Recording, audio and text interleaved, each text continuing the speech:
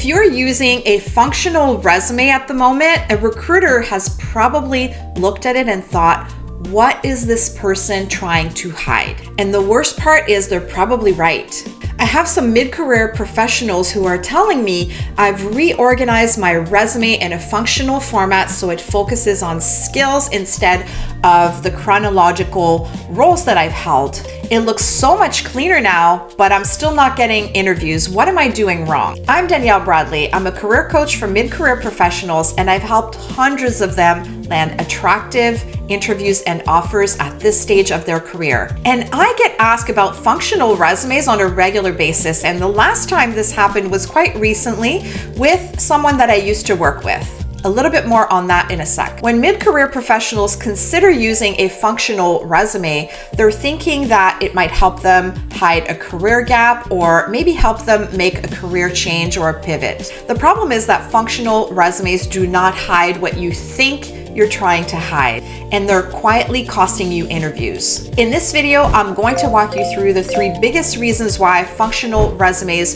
don't work the way that you think they do and what to do instead. Reason number 1 is that recruiters know what you're hiding. Most people who switch to a functional resume are truly trying to either hide a career gap or aiming to make a big career change. Here's the truth. Recruiters see hundreds of resumes every week, and they know exactly why people use functional formats. Unfortunately, their first thought is not, wow, this person has great skills. Their first thought is, what are they trying to hide? So back to my friend, I'm gonna call her Jen. I don't wanna put her on the spot here. She showed me 2 different versions of her resume. One was a reverse chronological one, and one was a functional resume. And because of her situation, she really thought that she should use the functional one. She thought that the last 3 to 5 years of her career was quite different. She had done some consulting work, some freelancing work, and quite a bit of it was not related to the VP role that she was seeking now. So she figured the functional resume would best position her for that role, because what she had done that was the best fit for the VP role were things from 3 to 5 years ago, back to her corporate career. But she was wrong. Her functional resume would look suspicious to recruiters and hiring managers. I have to say, as a hiring manager myself, functional resumes frustrate me. I want to see the career progression. I don't want to have to work for it. And I know that recruiters and hiring managers feel the same way. So back to my former colleague. Her career history was not the problem at all. There's no need to hide anything. The problem was not her career history. The problem was the functional resume format. It truly made it look like she was hiding something major. You have to think about the hiring officials, hiring managers. When they see that someone's trying to hide something, they might think the worst. They might wonder if the person was away for some reason, like did they go to jail or something like that? The imagination runs wild. So I recommended that she use a reverse chronological resume, being upfront with her career history, but positioning what was most relevant in the top tier of her resume. And she's now in process interviewing for the VP role that she wants. I have to say, transparency beats cleverness every time. Reason number 2 is that ATS systems, those applicant tracking systems that most companies use nowadays, they do not like the functional resume formats. Those systems are truly designed to scan a reverse chronological style resume. They'll look for job titles, for companies, for dates of employment. And the functional resume confuses the system. What ends up happening is that you end up wasting a lot of time because your resume is not going to parse well through those systems. So your applications are going to take longer. Even worse is your application will most likely get rejected altogether. Reason number 3 is that functional resumes flatten your career history, especially when you're in mid-career. It's true that functional resumes can include great accomplishments, but the problem is not that, it's the story that it might tell. When you pull everything into big buckets like leadership, strategy, execution, you mix together wins from different stages of your career. So a hiring manager can't tell what you owned as a manager manager versus a director, how your scope and responsibilities have grown, and whether your best results are recent or from 10 years ago. And when they can't see the progression, you might end up looking more junior than you are. Our client David was an operations leader using a functional format before we worked together. Under process improvement, he had a list of strong wins: cost savings, efficiency gain, project turnarounds. Individually, they sounded good, but they were all blended together. So he had a director level accomplishment from last year beside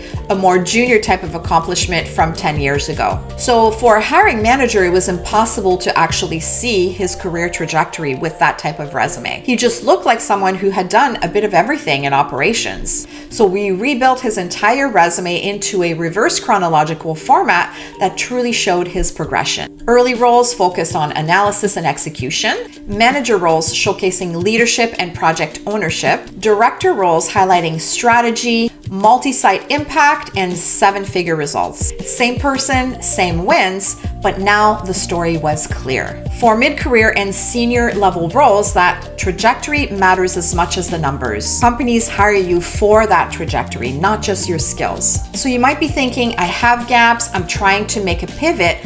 What should I do instead? Well, I recommend a hybrid approach. You can use a reverse chronological resume with a highlights section at the top as well as a skills section. So think of it in 3 parts. At the top, you have a professional summary. Then you have your key skills that can include soft skills as well as hard skills. And then you have some key highlights. I recommend 5 key highlights that showcase the breadth of the experience that you bring to the table and specific results you've delivered that are 100% relevant for the type of role that you're going for. So if you have a gap and you're trying to make a pivot, there's a way in this type of a hybrid format to clearly position yourself in a way that will help you to land those interviews. And of course, working with a professional such as a career coach can help you to position your experience in this way. Our client Dina was in a situation like this where she had been out of work for 3 years. She had been doing some consulting work, some contract work here and there during that period, but she definitely had a significant gap in her career history. And so we use this hybrid approach for her resume. We focus her summary, her key skills, and the highlights to the things that she had done in her career that were most relevant for the manager role that she was pursuing. And then we filled in the gap with the consulting and contract work that she had been doing. We also curated the reverse chronological section of her resume to the elements that were most important for the type of role that she was pursuing. Every single bullet really positioned her for that type of position. And she started getting interviews and landed an offer because her resume format worked with what people expected, with what recruiters wanted to see, hiring officials as well, and it also worked with the ATS systems. So that was the same person, just very different framing with her resume. Functional resumes feel like they're solving a specific problem, but in reality, they create a bigger issue. They trigger red flags with recruiters and hiring managers. They get rejected by applicant tracking systems, and they strip away the context that make your accomplishments believable and impressive. Your experience deserves better than a format that works against you. These are the strategies our clients use to turn their broken job search into a search that lands interviews and attractive offers, even with gaps, even with time out of the workforce or trying to make a career pivot. If you like this video, like it and subscribe to my channel for more content like this. And if you'd love professional support with your resume, your job search, your interview skills, and really landing those interviews and an offer that's going to be attractive to you, I invite you to book a call with us. You'll find the link for that below this video.